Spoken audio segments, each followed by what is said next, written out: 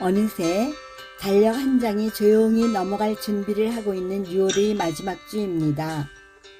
그 끝자락에서 뒤를 돌아보면 늘 아쉬움이 먼저 눈에 밟히곤 하네요.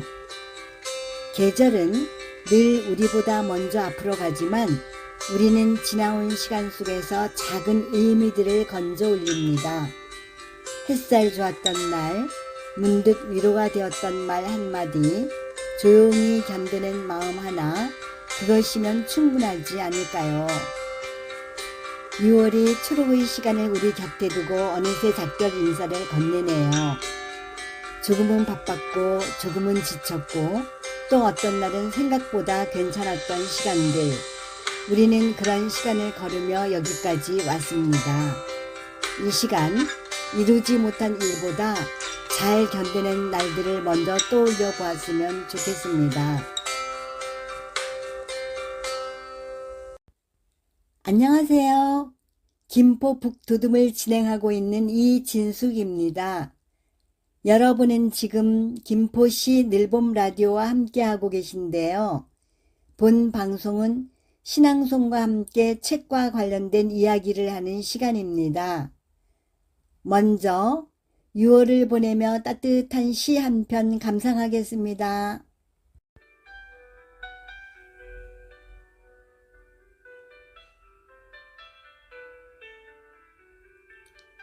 6월에 꿈꾸는 사랑.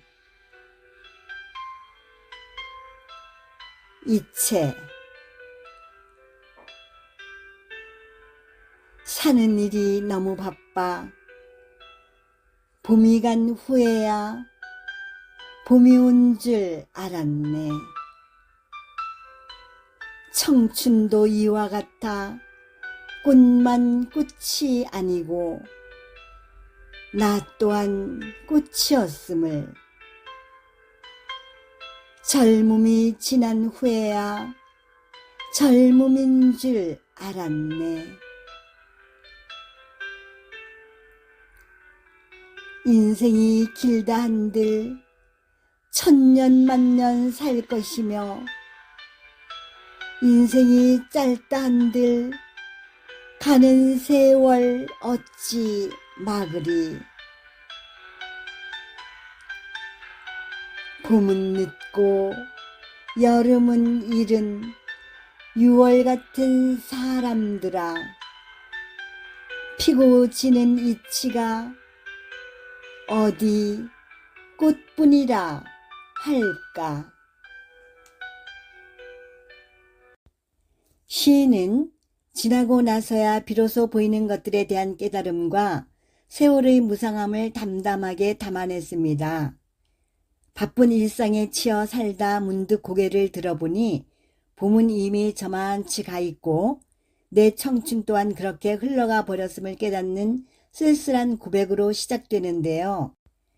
계절의 변화를 인간의 삶과 연결지어 지나온 날들을 돌아보며 현재의 내 모습을 사랑하게 만드는 참 따뜻한 시입니다. 오늘은 히로나카 헤이스케의 명저인 즐겁게 공부하다 인생에도 도통해버린 어느 늦깎이 수학자의 인생 이야기, 학문의 즐거움을 읽고 이야기 나눠보겠습니다. 이 책은 끈기로 수학계의 노벨상인 필즈상까지 받아낸 세계적인 수학자가 자신의 성장 과정과 학문의 여정 속에서 배운다는 것은 무엇인가를 조용히 되묻는 자전적 에세이입니다. 여러분은 무언가에 미치도록 몰입해 본 적이 있으신가요? 도대체 배움에는 어떤 즐거움이 숨겨져 있기에 그토록 지독하게 몰입할 수 있었을까요? 오늘은 우리가 왜 배우는가, 어떻게 배움이 시작되는가, 새로운 것을 발견하는 과정, 실패와 방황 속에서도 나아가는 도전정신, 학문을 통해 결국 자기 자신을 만나는 이야기 속으로 함께 걸어가 보겠습니다. 저자는 스스로를 천재가 아닌 보통 사람으로 정의합니다. 어린 시절에는 음악가를 꿈꾸기도 했고 대학 입시에서도 낙방의 쓴맛을 본 지극히 평범한 청년이었습니다. 뒤늦게 수학의 매력에 눈을 뜬 그가 상을 받거나 성공하는 것보다 문제를 풀기 위해 고민하는 과정 자체가 얼마나 가슴 뛰고 즐거운 일인지를 역설합니다. 무한 경쟁 시대에 지친 현재인들에게 진정한 배움의 가치를 되돌아보게 만듭니다. 완벽한 상태보다 무언가 부족하고 아쉬울 때 비로소 창조적인 지혜가 샘솟는다는 저자의 통찰은 삶의 고난을 마주한 이들에게 아주 훌륭한 메시지가 됩니다. 이 책을 읽다가 감동받은 내용을 잠시 소개하겠습니다.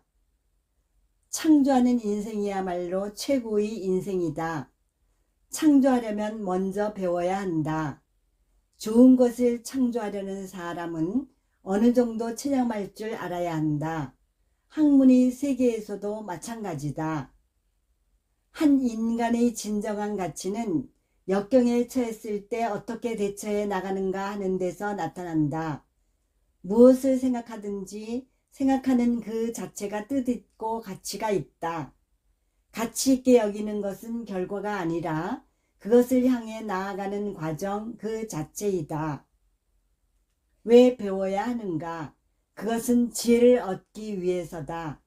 지혜가 만들어지는 한 공부한 것을 잊어버린다고 하더라도 그 가치는 여전하다. 배우는 것은 낭비가 아니다.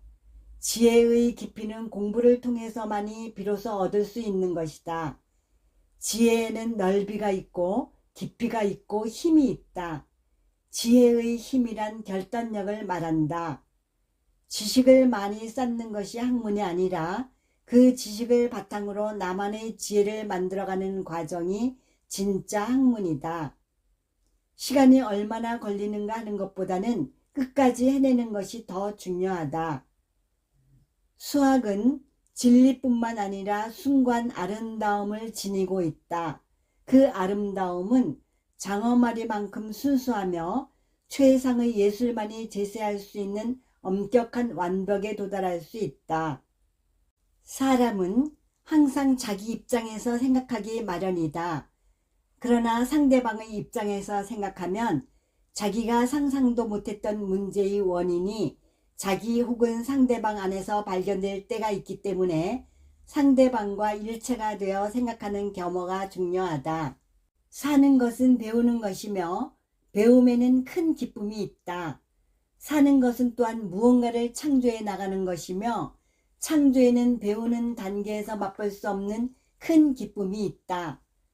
학문의 세계에 있어서 배우고 창조하는 기쁨은 곧 생각하는 기쁨이다.